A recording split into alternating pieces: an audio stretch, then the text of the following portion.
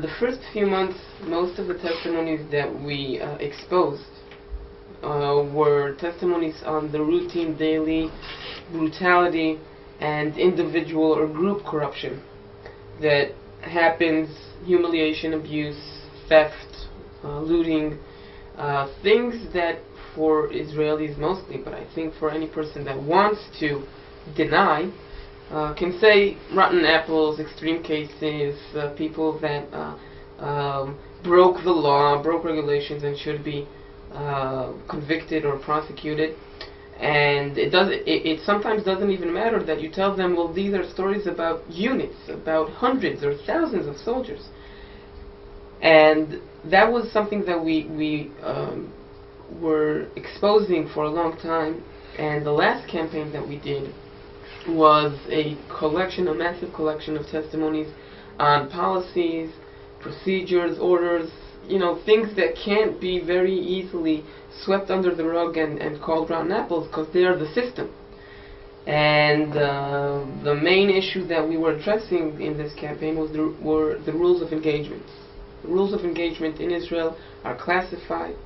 In this intifada are not even written down, even though in past times the IDF used to issue or distribute pocketbooks with the rules of engagement in the occupied territories to every conscript and reservist. In this intifada, not only didn't they distribute this, it is all passed down orally. There is no document written down that is passed down to the officers in the field or the soldiers. And we have decided that, especially because the most dominant thing or dramatic thing that has happened in the Second Intifada is the casualties, is that people are being killed. And children, regular people, innocent people are being killed.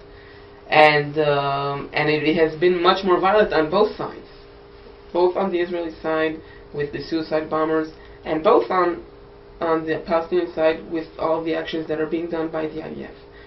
And we've exposed a massive collection of those. I think for me the one that sticks out the most is an officer from an elite unit telling us about his experiences in Rafah.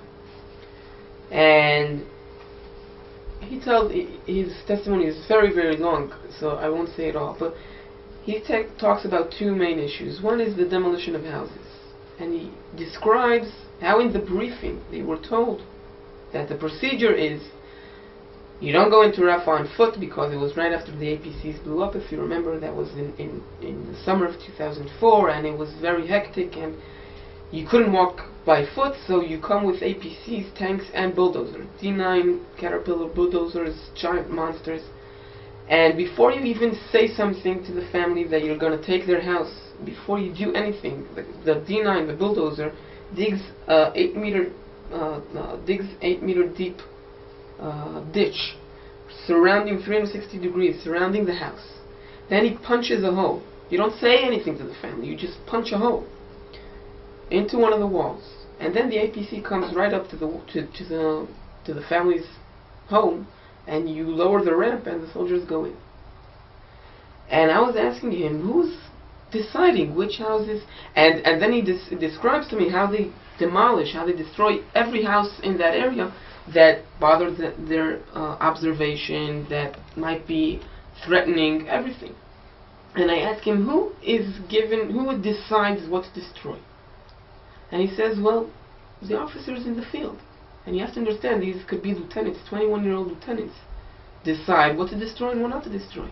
And then when I ask him, and no one told you criteria of what you can and what you can't, I mean, if the officer decides that he doesn't like, I don't know, a yellow house, and the house is yellow, exactly the words that I used. And he says, well, if he doesn't like yellow, he can destroy it. And it's that easy. And I think for me that was an amazing. It's still something that I carry every day, because it's exactly how the procedures, how the policy are so corrupt from the start that when they are carried out in the field, the amazing power that you have as a 19, 20-year-old soldier carrying out these policies, these procedures on the field, are just so tragic, or are disastrous.